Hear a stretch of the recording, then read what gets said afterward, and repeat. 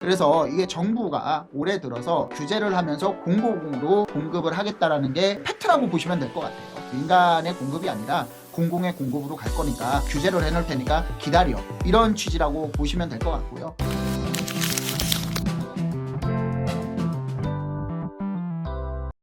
안녕하세요, 반갑습니다. 여러분들과 함께 부동산 투자의 시작을 설계하는 채널 이충민의 부말리입니다. 2025년 올해 새로운 정부가 들어서면서 부동산 가격을 잡기 위해서 규제 대책과 그 다음에 공급 대책도 발표를 하고, 공급 대책에 대한 후속 대책도 계속 발표를 했습니다. 그래서 이번 영상에는 새 정부 들어서 부동산 대책들을 한 번에 총 정리를 하는 시간을 갖도록 하겠습니다. 이번 영상을 하나 보신다라고 하면은 올해 정부에서는 어떤 대책이 나왔고 부동산 시장은 어떻게 흘러갔는지 보실 수 있을 겁니다. 올해 초부터 상승할 조짐을 보이다가 새 정부 들어서 부동산 가격이 폭등하는 모습을 보였어요. 6.27 규제 대책이 나오기 전에 서울 부동산 매매 가격 지수 변동률입니다. 5월 첫째 주부터 단 한 주도 떨어지지 않고 6월 셋째 주까지 계속 상승하는 모습을 볼 수 있습니다. 6월 첫째 주에 0.19% 상승률을 보이던 게 6월 셋째 주에는 0.36%까지 상승하는 모습이라 정부에서는 당연히 다급할 수밖에 없었겠죠. 불붙은 서울 집값 왜 자꾸 오르나? 서울 아파트 가격이 20주 연속 상승을 했다. 강남발 상승세가 서울 전역으로 확산이 됐다. 주택 공급 부족이 우려되고 새 정부 정책이 불확실성, 강남 상구와 용산구 중심으로 가격이 상승했던 시장이 새 정부 들어서 한강벨트 위주, 그러니까 성동구와 마포구, 광진구 일대, 영등포구 일대까지 상승을 하는 모습이었고, 그 다음에 이 상승 흐름이 서울시 25개구 전역으로 불붙는 그런 현상이 나타날 조짐이 보였다는 거예요. 그래서 정부는 6.27 대책을 발표를 합니다.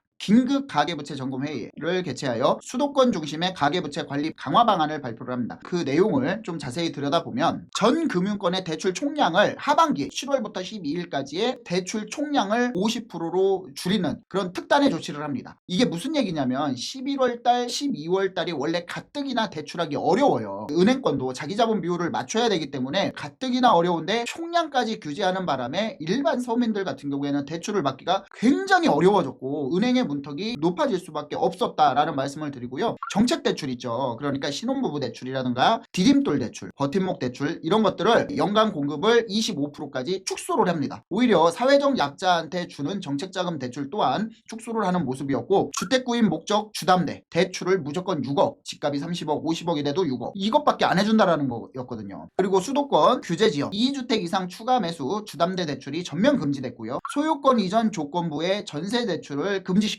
갭 투자를 해서 내가 아파트를 하나 샀는데 이거를 전세를 빼가지고 내가 잔금을 치르려고 하는데 이 전세가 들어오는 전세입자한테 대출을 안 해준다는 거예요. 소유권 이전 조건부의 전세자금 대출은 금지시켰다. 그리고 수도권 주담대 이용 시 6개월 이내에는 무조건적으로 전입을 해야 된다. 입주를 하라는 얘기죠. 그러니까 갭 투자를 하지 마라 라는 거였고, 그 다음에 대출을 받아서 투자할 사람은 하지 마라. 하지만 이때 이제 부작용이 좀 만만치 않았죠. 현금 부자만 부동산 쇼핑을 할 수 있는 그런 기회를 만들어주는 거 아니냐, 양극화는 더 심해질 것이다 라는 뉴스들이 굉장히 심했었고, 실질적으로 그런 분위기가 일어났었습니다. 시장에서는 공급에 대한 우려, 가격이 금방 다시 상승할 것이다 라는 우려가 굉장히 컸었어요. 6.27 대책이 나온 이후에 부동산 가격은 안정되는 모습을 보였지만 그래도 아직까지 계속 상승하고 시장의 양극화가 심해지고, 특히 성동구 같은 경우에는 계속해서 뉴스가 나왔어요. 하지만 신문기사나 시장의 분위기는 전혀 반대였어요. 우리가 우려했던 성동구의 집값이라든가 마포구, 그 다음에 광진구 같은 경우에는 굉장히 가격 상승폭을 키우고 정고점을 돌파하는 매매 거래가 속출하고 있었습니다. 매매의 거래량은 굉장히 많이 큰 폭으로 감소를 했지만 입지적으로 한강벨트 라인이라든가 강남 상구, 용산구 같은 경우에는 정고점을 돌파하는 거래가 굉장히 많아졌다는 거예요.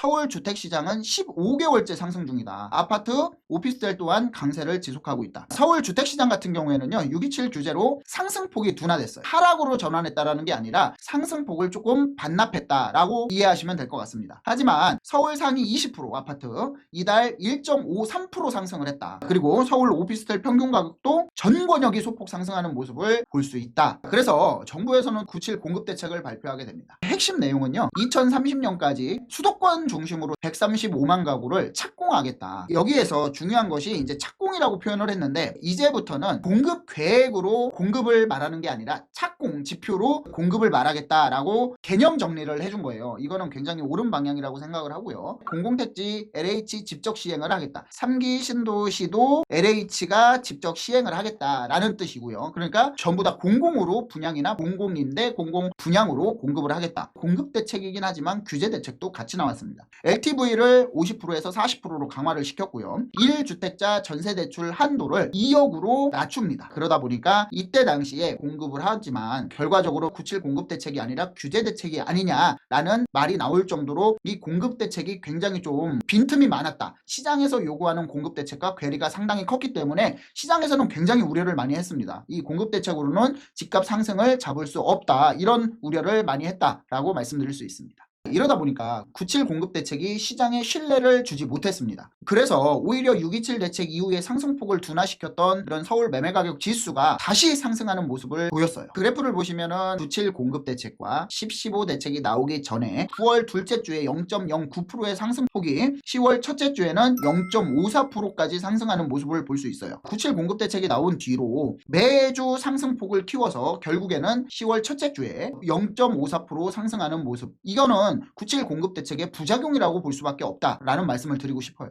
서대문구, 중구, 동대문구도 집값도 상승세, 한강벨트가 아닌 곳도 전부 다 상승을 했다. 97 공급 대책 이후에 한강변 포함 마포, 용산, 성동 집값은 폭등해 패닉바잉 수요 몰리면서 인접자치구 집값도 오름세다. 인접자치구 어디요? 서대문구, 중구, 동대문구. 그러니까 97 공급 대책 이후에 오히려 시장의 신뢰를 더 잃어서 부동산 가격이 상승하는 모습을 볼 수 있었습니다. 그래서 97 공급 대책 이후에 계속해서 한 주도 빠지지 않고 계속 상승하는 모습이 나타나니까 정부에서는 당연히 당황할 수밖에 없죠. 이러다가 큰일 나겠네 하면서 부랴부랴 다시 규제 대책을 발표를 합니다. 규제지역 토어제 구역을 확대를 합니다. 규제지역이라고 하면 강남 상구와 용산구 같은 경우는 3중 규제로 계속 묶여 있었어요. 토지거래허가구역, 조정대상구역, 그 다음에 투기과열지구. 10.15 대책에는 서울시 25개구 전역을 3중 규제지역으로 확대를 하고 경기도 또한 12군데를 지정을 해서 부동산 가격 상승을 원천 차단하겠다라는 목표를 세웁니다. 그리고 풍선효과까지 차단을 하겠다. 이렇게 목표를 세우고 10.15 대책에서 규제지역을 확대했고요. 그리고 이어서 주택담보대출, 이거를 또 차등 적용 을 시킵니다. 15억 이하까지는 6억을 해주고요. 15억에서 25억 구간에는 4억, 25억 이상은 2억의 대출. 그리고 이어서 스트레스 금리를 상향 조정을 합니다. 수도권과 규제 지역이기 때문에 현 1.5%에서 3%까지 상승시키고 전세 대출 한도를 축소를 하고요. 그리고 부동산 거래 감독기구 설치. 규제 내용은 이렇게 말씀드릴 수 있습니다.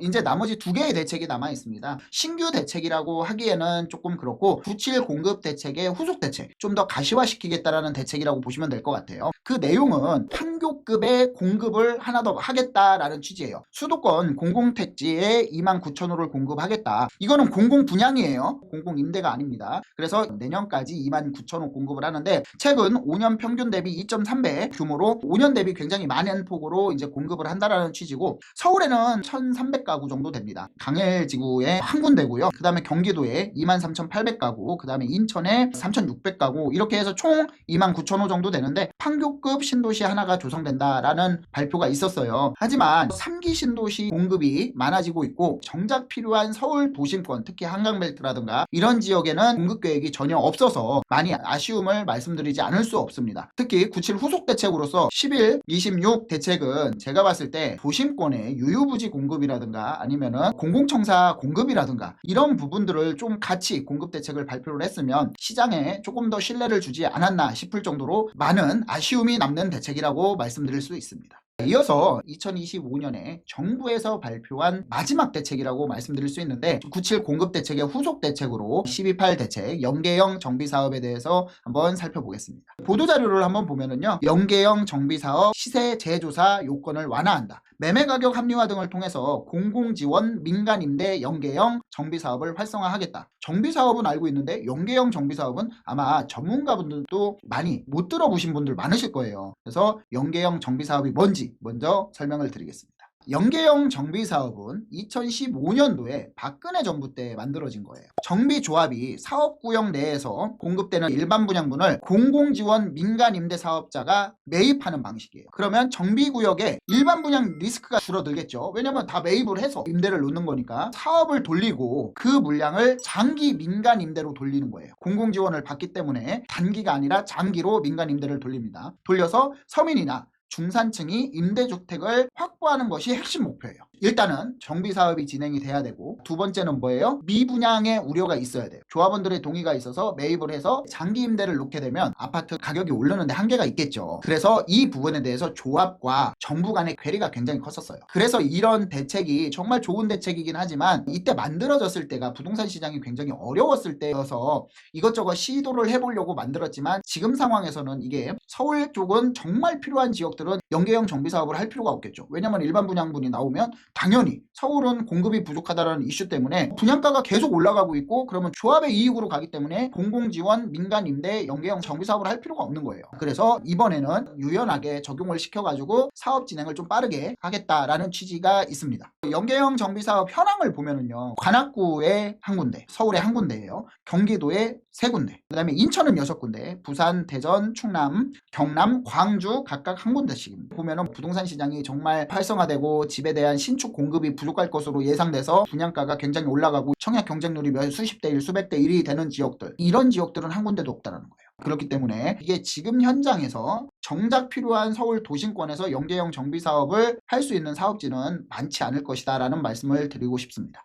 연계형 정비사업 같은 경우에 시세 제조사의 요건은 기존에는 최근 3년 공사비 상승률만 반영을 했고요. 이렇다 보니까 문제점은 장기간 공사비가 폭등 반영이 불가했어요. 그러면 사업성이 악화되겠죠. 올림픽파크 포레오 아파트 같은 경우에는 시공사가 크레인까지 이제 철거하는 모습이었어요. 그래서 공사 기간이 상당히 길어졌는데, 공사 기간이 길어지는데도 불구하고 부동산 가격이 상당히 많이 올라갔죠. 3년이 훨씬 넘는 공사 기간이었지만 공사 기간이 길어지면서도 3년 동안 상승한 것만 인정한다라고 하면은 10억짜리가 3년 동안 15억이 됐는데 공사기간이 5년이 되면서 2년 동안 5억이 올라서 20억이 됐어요. 그러면 15억으로 반영을 해줬다라는 거예요. 그러니까 조합의 반대가 굉장히 컸겠죠. 그래서 사업이 진행이 안 되는 구역이 많았다. 그래서 이런 여러 가지 문제점 때문에 개정을 했는데, 사업 시행인가 이후에 전체 기간을 공사를 인정을 한다라는 거예요. 그래서 공사비를 현실적으로 반영을 하고 사업성 회복을 시키겠다, 이런 취지라고 말씀드릴 수 있습니다. 그리고 연계형 정비사업 같은 경우에는 기존에는요 100% 그냥 임대회사가 공공지원을 받아가지고 임대회사가 사가지고 매입을 해서 장기적인 임대를 놨는데, 일부 분양을 허용을 해요. 단 용적률 인센티브 혜택분에 대해서는 임대로 유지를 하는데 일반 분양도 허용을 하겠다. 그래서 사업의 좀 유연성을 접목을 시키겠다, 이런 취지라고 말씀드릴 수 있습니다. 올해 부동산 시장에서는 정말 많은 일이 있었어요. 정부에서는 공급 대책이 먼저 나올 줄 알았는데 부랴부랴 규제 대책이 나왔습니다. 우려가 한 번 규제는 계속 규제로 갈 수밖에 없다라는 거였는데 우려가 현실로 됐죠. 그래서 이제 10.15 규제 대책이 또 발표가 되는 그런 상황이었습니다. 그래서 이게 정부가 올해 들어서 규제를 하면서 공공으로 공급을 하겠다라는 게 팩트라고 보시면 될 것 같아요. 민간의 공급이 아니라 공공의 공급으로 갈 거니까 규제를 해놓을 테니까 기다려, 이런 취지라고 보시면 될 것 같고요. 지금 정작 필요한 서울 도심권의 공급 계획은 올해도 나오지 않았다라는 말씀을 드리고 싶습니다. 그래서 서울 수도권 위주로 향후 4, 5년 동안 공급이 부족한 것은 실질적으로 해결할 수 없는 문제점이기 때문에 부동산 가격은 내년에도 계속 상승할 수밖에 없다라는 말씀을 드리면서 이번 정부편은 이것으로 마무리를 하겠습니다. 다음 영상에서는요, 올해 들어서 서울시에서 많은 발표를 했죠. 공공이 아닌 정부와 대립을 하면서 민간 사업으로 가겠다, 민간 사업으로 가서 공급을 확대해서 아파트 가격을 잡겠다라는 취지로 계속해서 발표를 이어나갔습니다. 다음 편에는 서울시에서는 올해 어떤 대책이 발표가 됐고 어떤 효과가 있었고 그 다음에 시장은 지금 어떻게 흘러가는지 한번 살펴보는 시간을 갖도록 하겠습니다. 지금까지 시청해 주셔서 감사합니다.